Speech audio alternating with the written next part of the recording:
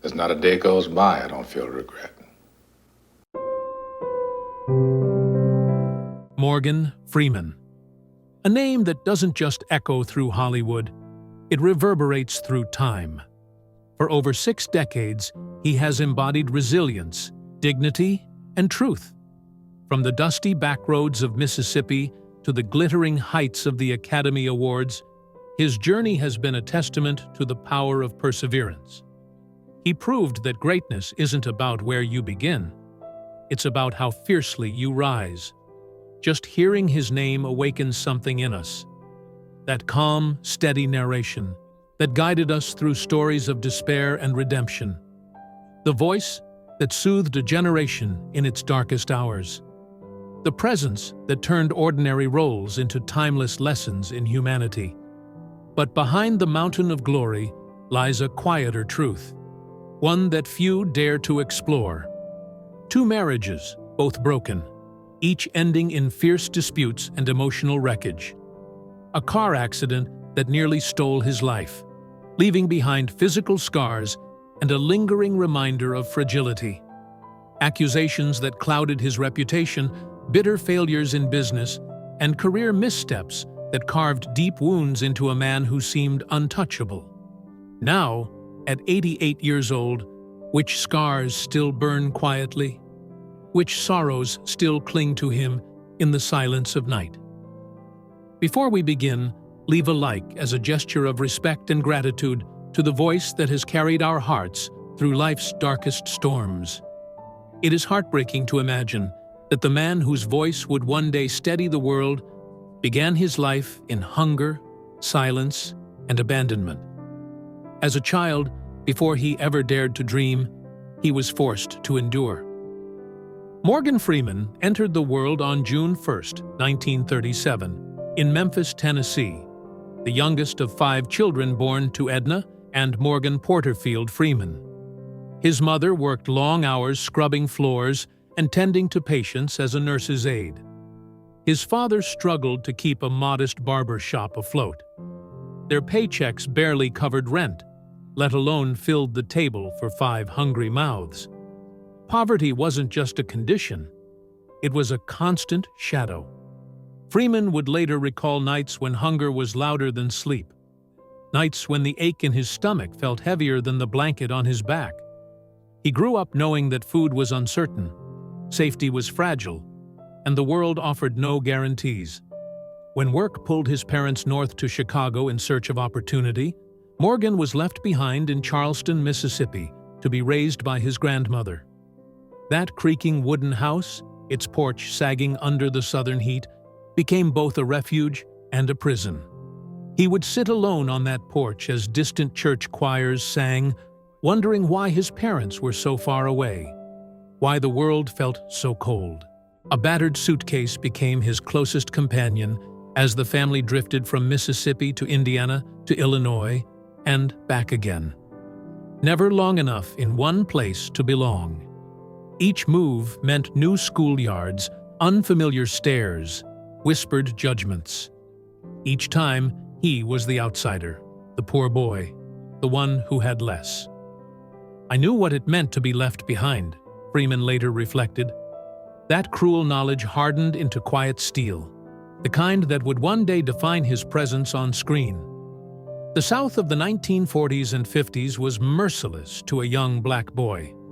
Segregation sliced through every street corner, every school desk, branding him as less before he ever had a chance to prove he was more.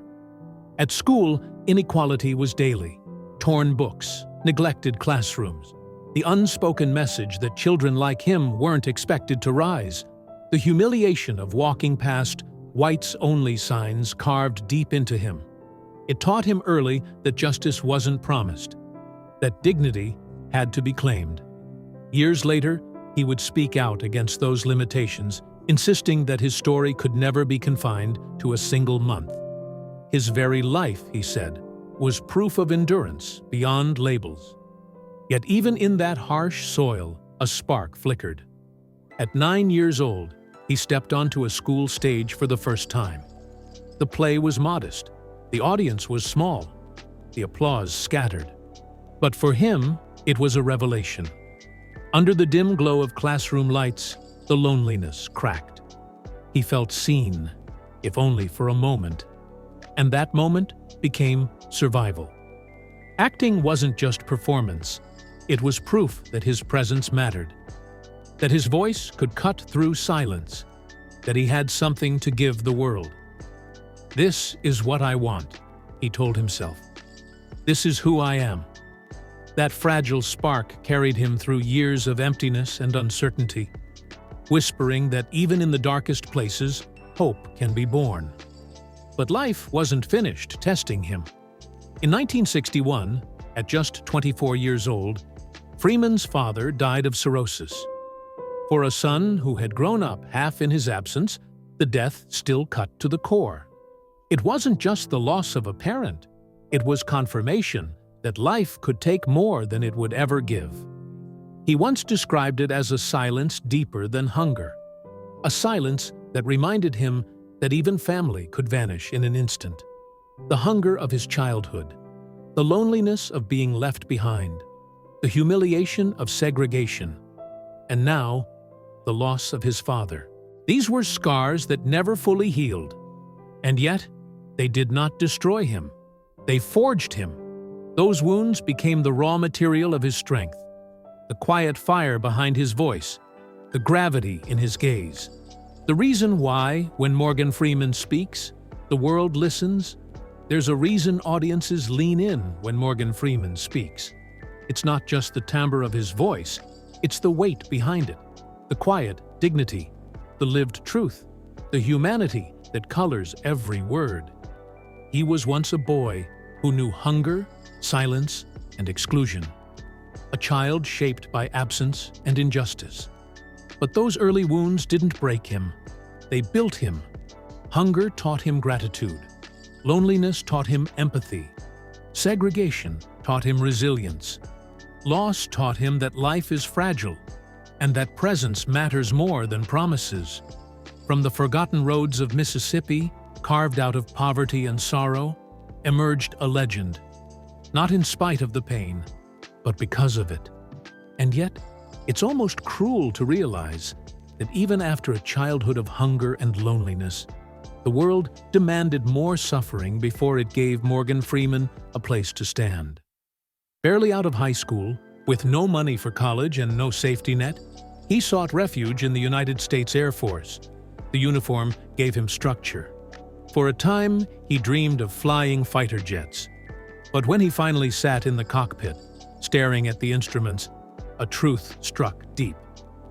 "I realized I wasn't meant to kill," he would later admit.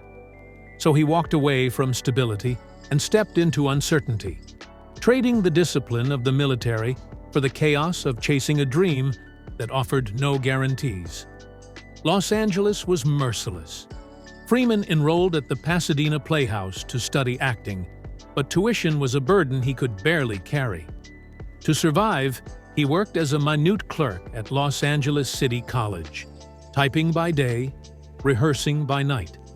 His paychecks vanished into rent, scraps of food, and train fare. Some nights, dinner was stale bread and coffee so weak it was little more than tinted water. More than once, he fell asleep on a wooden chair in a rented room, his hunger louder than sleep. "I knew hunger. I knew what it was like to live with nothing," he later reflected. But those hollow nights didn't break him. They forged a quiet resilience that would become his signature strength. Rejection met him at every turn. Casting directors dismissed him before he spoke. Some refused to meet his eyes. His skin color was often enough to end an audition before it began. The humiliation echoed the segregated Mississippi he had left behind. So he drifted between Los Angeles, New York, and San Francisco, chasing the faint promise of work. In San Francisco, he danced in chorus lines, sweating under stage lights for applause that barely paid the rent. In New York, he stood in endless lines, audition after audition, each no pressing down like a stone. There were nights when surrender whispered to him, but he silenced it with a vow. "I'll starve if I must. But I will act." By the time his first film appeared, he was already in his 30s, an age when most actors had either made it or given up. Who Says I Can't Ride a Rainbow came and went without notice. His name was lost in the credits. Television brought survival, not glory. He landed small roles, first in soap operas like Another World, then as a regular on The Electric Company throughout the 1970s. It was grueling work, long days for modest pay. But to millions of children, he became a familiar face, unknowingly planting the seeds of a presence that would one day feel eternal. It was the stage, however, that became his sanctuary.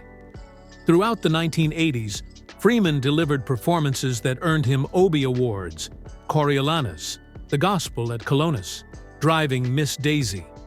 Yet even these triumphs felt quiet, tucked away from Hollywood's glare. He was building his reputation brick by brick, in theaters where only the most devoted fans of drama would notice. Each ovation reminded him, greatness isn't measured by speed, it's measured by endurance. By then, Freeman had weathered 2 decades of poverty, rejection, and invisibility. But instead of vanishing, he endured. And that endurance became his weapon. Greatness didn't arrive with applause or riches. It arrived in the silence he refused to surrender, in the battles he fought when no one was watching. From the wooden porch of Mississippi to the wooden chairs of rented rooms, Morgan Freeman built a voice that would one day steady the world. His rise wasn't luck, it was destiny, carved from pain. And when destiny finally came, it didn't arrive in youth. It came in his 50s, an age when most actors were fading from the spotlight. In 1987, his breakthrough role as the volatile pimp Fast Black in Street Smart wasn't just a performance. It was a revelation, a declaration that greatness has no deadline. Critics who had once overlooked him were stunned into silence. An Oscar nomination announced to the world the man once dismissed had become a force of nature. But recognition brought a new trial, the weight of expectation, the exhaustion of carrying roles that were never just characters, but symbols of dignity, resilience, and humanity. From that point on, his presence was inseparable from the voice that millions would come to trust. In 1989's Driving Miss Daisy, he embodied a quiet chauffeur whose grace reminded the world that kindness carries its own power. By 1994, as read in The Shawshank Redemption, his calm narration turned a story of despair into a hymn of eternal hope. He would later echo his character's line, "Hope is a dangerous thing, but without it, you're already dead." In 2004, Million Dollar Baby gave us a weary mentor whose compassion was forged in pain, earning him the Oscar that confirmed what audiences already knew. He was a master among masters. And in 2009, when he stepped into the shoes of Nelson Mandela in Invictus, it was no longer just acting. It was embodiment. Before the world crowned him a legend, Morgan Freeman believed he had found his forever shelter in love. In 1967, at 30 years old, with little more than dreams and unfinished auditions, he married Jeanette Adair Bradshaw. The world didn't know his name yet. His career was far from steady. But in her, he saw a partner to walk beside him through the storms of uncertainty. Their home was modest, their means limited. But in those early years, there was laughter, hope, and the fragile joy of family. Freeman stepped into fatherhood with quiet devotion, raising Jeanette's daughter, Dina, as his own, while also caring for Alonso, his son from an earlier relationship. Though they had no children together, the walls of that small home echoed with the voices of children, a sound that softened the harsh edges of his struggles. For a man who had known hunger and absence as a boy, the chance to build a family felt like the beginning of healing. But love alone could not withstand the weight of the world pressing in. Their meals were simple: beans, bread, a little meat when money allowed. Yet even at the table, silence began to linger longer than laughter. Freeman's nights were spent chasing roles, rehearsing lines under the dim light of a single lamp, performing in plays that paid little but demanded much. Jeanette carried her own burdens, watching the man she loved vanish into auditions, returning home exhausted, his mind still elsewhere. The bills piled up, the children's laughter faded. The warmth that once held them together cooled into invisible distance. "I was not always there the way a husband should be," Freeman later reflected. "Work, the travel, the constant pursuit, it came between us." It wasn't betrayal that broke them.